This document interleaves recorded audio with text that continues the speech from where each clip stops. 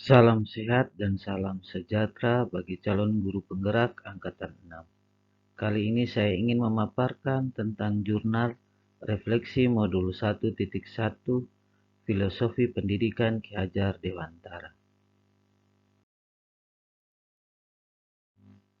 Refleksi ini dilakukan dengan menggunakan model 4P yang dikembangkan oleh Dr. Greenaway. Refleksi ini dilakukan dengan urutan peristiwa, perasaan, pembelajaran, dan penerapan. Yang pertama, peristiwa.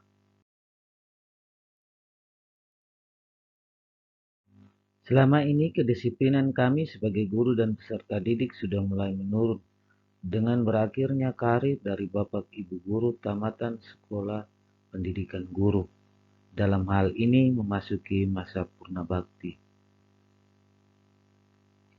Melalui pengetahuan dan keterampilan pendidikan calon guru penggerak tentang filosofi pendidikan Ki Hajar Dewantara yang memiliki tanggung jawab penuh bagi seorang guru dalam menghasilkan peserta didik yang memiliki pengetahuan dan karakter yang merupakan perwujudan dari profil pelajar Pancasila. Oleh karena itu, saya selaku guru pada tingkat satuan pendidikan sekolah dasar mempunyai inisiatif dan kemauan yang tinggi untuk mengimplementasikan di satuan pendidikan. Yang dilakukan saya sebagai guru adalah dengan menanamkan kedisiplinan dan pembelajaran yang berpusat pada peserta didik dengan istilah yang tidak asing lagi bagi seorang guru, yaitu AMON. Di sini sebagai guru, kita diharap agar bisa menjadi suri teladan bagi peserta didik dan orang lain. Maka dari itu, sebelum ini diterapkan ke peserta didik dan rekan guru, saya harus mempunyai niat dan keyakinan untuk perubahan dari situasi lama dan menjadikan diri sebagai panutan. Maka, saya menjalankan hal ini menjadi prioritas awal dari aksi saya dari modul 1.1. Namun, dalam menjalankannya, saya menemukan hal baik, hambatan, dan solusi yang harus saya bangun untuk keluar dari kemelut ini. Melalui kegiatan ini ada hal baik yang diperoleh. Yang pertama yaitu tentang kedisiplinan.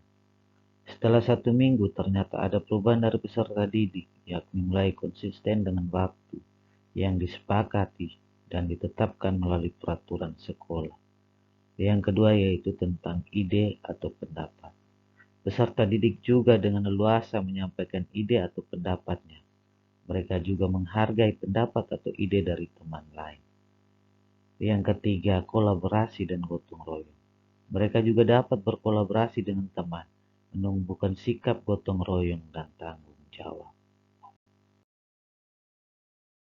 Bukan saja hal baik yang diperoleh melalui kegiatan ini, tetapi juga hambatan yang dihadapi dalam kegiatan ini. Seperti yang pertama, pada pelaksanaan hari-hari pertama peserta didik kesulitan dengan kedisiplinannya karena sudah terlarut dengan situasi sebelumnya. Piket tidak bisa dijalankan secara sempurna dengan alasan terlambat. Dan yang kedua, pada saat melaksanakan pembelajaran yang berpusat pada peserta didik, dengan melihat karakter belajar dan gaya belajar peserta didik untuk belajar, ternyata kurang konsisten dengan waktu, kurangnya kontrol dan tuntunan yang baik dari guru saat proses pembelajaran. Ketika kita menghadapi sebuah hambatan, maka kita harus mempunyai ide atau gagasan untuk mencari solusi yang terbaik. Maka di sini dari kegiatan ini, solusi yang ditempuh adalah selalu memberikan contoh yang baik dalam berdisiplin, bersikap, dan tutur kata, sehingga menjadi panutan yang baik untuk ditiru. Selalu mendampingi, memberikan arahan dan dorongan yang memotivasi peserta didik dalam belajar, sehingga waktunya benar-benar dimanfaatkan untuk belajar. Yang kedua adalah perasaan.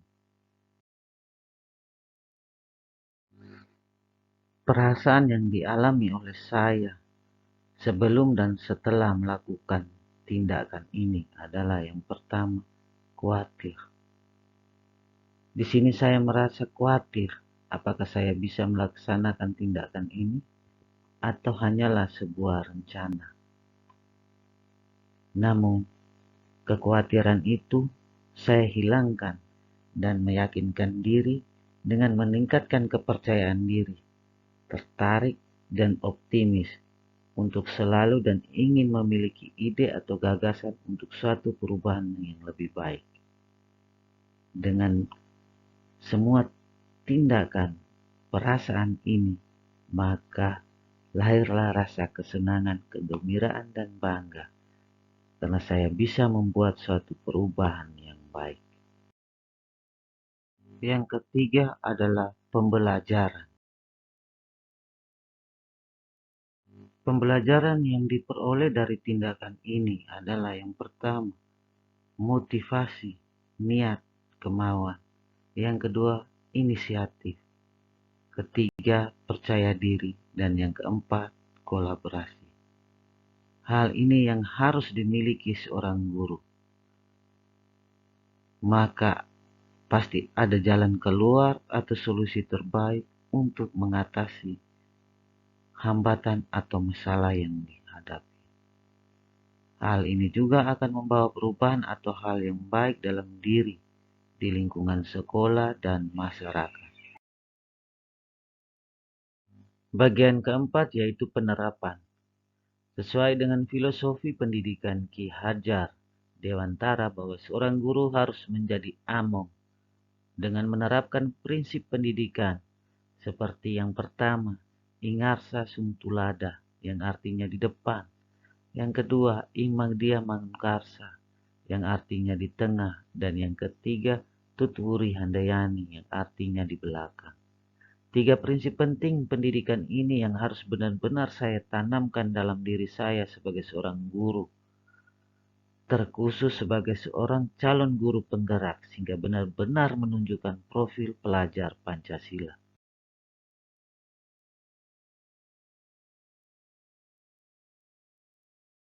Sekian refleksi singkat dari saya tentang filosofi pemikiran Ki Hajar Dewantara pada modul 1.1.